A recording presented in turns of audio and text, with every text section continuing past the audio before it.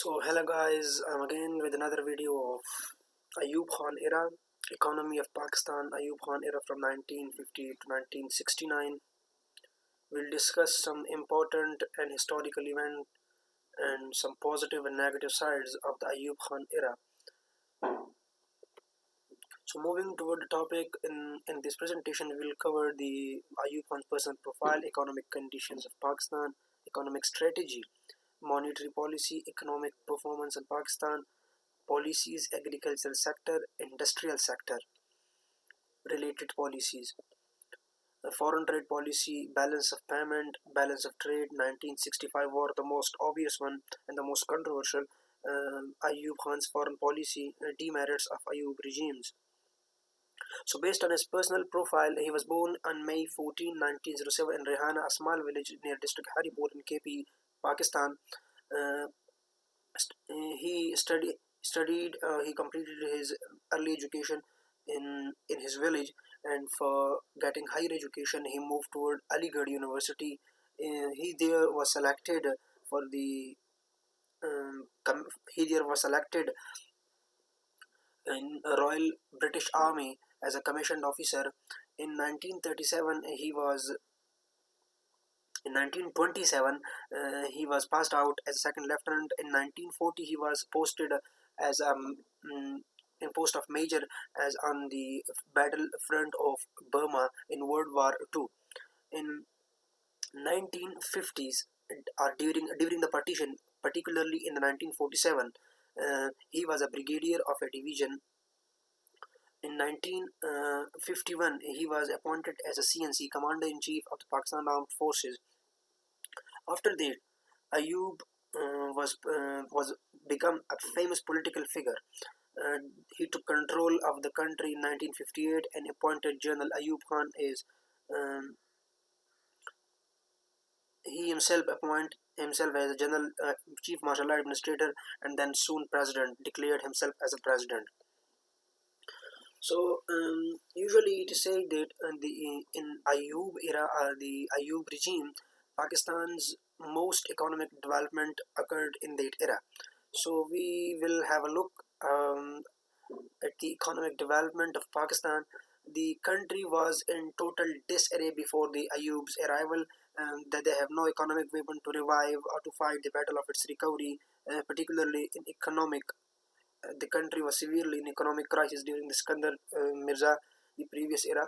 Um, when he took the president of his control during his 9-year tenure from 1959 to 70, he GDP was increased to 6.5%, or you may call it 7%. He created an environment where the private sector was encouraged to establish medium and small scale industries in Pakistan. He opened up avenues for the new job opportunities, creating environment the economic growth of the country start rising. He was actually the first Pakistani ruler who attempted to bring inland reforms. That is so famous, but the idea was not implemented properly. Due to many certain reasons, due to many factors, labor law and administrative reforms were also introduced during his regime. Um, in this world, if you want to achieve anything, you should have a particular strategy. So we will discuss about the economic strategy that lead us to an economic prosperous Pakistan. The commitment to rapid industrialization was a key term. The benefits of economic growth would drop down to the poorest segments of the society. That was key priority of his regime. Achieve rapid rates of economic growth and price stability. Uh, Develop Pakistan agricultural and industrial capacity in terms of many things. He introduced the monetary policy in 1959-60s, marked the beginning of a phase of liberation and deregulation of the economy and substantial flow of resources from abroad. Many aids comes in millions of dollars. He presented his first plan from 55 to 60 monetary expansion, then from second plan 1965. In 1960 we signed the Indus Treaty, and the most famous one, shifting of the capital from Karachi to Islamabad occurred. Economic performance of the country's economic performance in terms of growth rate of the important sectors include agriculture, manufacturing, balance of payments, situation, price index, etc. You can look at the industrial sector like in 1950 it growth up to 7.7%, in 60s it grows to 9.9, and in 70s it again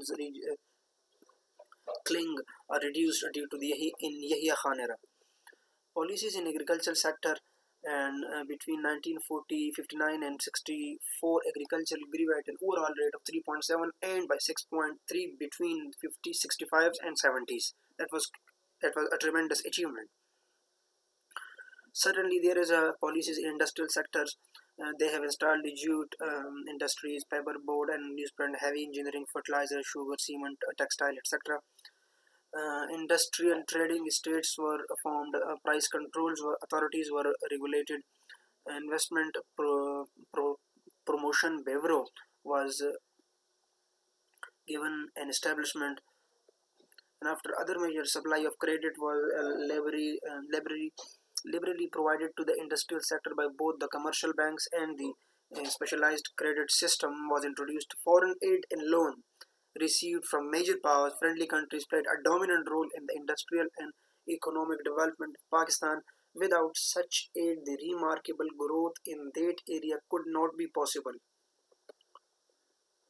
According to the State Bank of Pakistan, foreign private investment increased in 1956 13.20 million, 1959 16 million, 1965 26 million. Despite war, 1966, the aftermath of war, it was not increased as much, but was overall increased up to 26.28 million.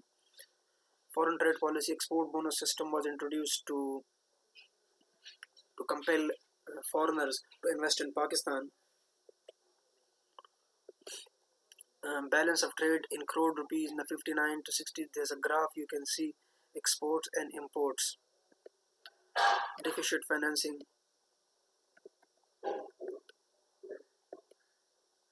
The most obvious one, 1965 war. The India, it, actually it was neither win nor loss for any country, Pakistan and India as well. The Indian aggression in 1965 had implications for the economy, including monetary policies. There was a significant interruption in the flow of foreign assistance, which in the past had significantly contributed high growth rate, particularly in the industrial sector. Also, budget deficit rose 2.1 billion in 64 to 65 to 5.2 billion. There was an increase of almost 3 billion. Difficulties created by Indian aggression were accompanied by the extraordinary deficiency which affected the country's main crops for 2 years. Thus, in the 67-66, the growth rate of economy slowed down to 3.1%, the lowest in 10 years period, ending in 69 at 70. Foreign policy was not so achieved is it's a famous saying of Zulfikar Ali Bhutto that the war we have won in the battle were lost on the table of Tashkent. So thank you very much. It was all a brief introduction about the Ayyub Khan's regime, the Ayyub Khan, their achievements. Um, Particularly the Ayyub Khan regime is regarded as the most influential and the most better regime since the creation of Pakistan.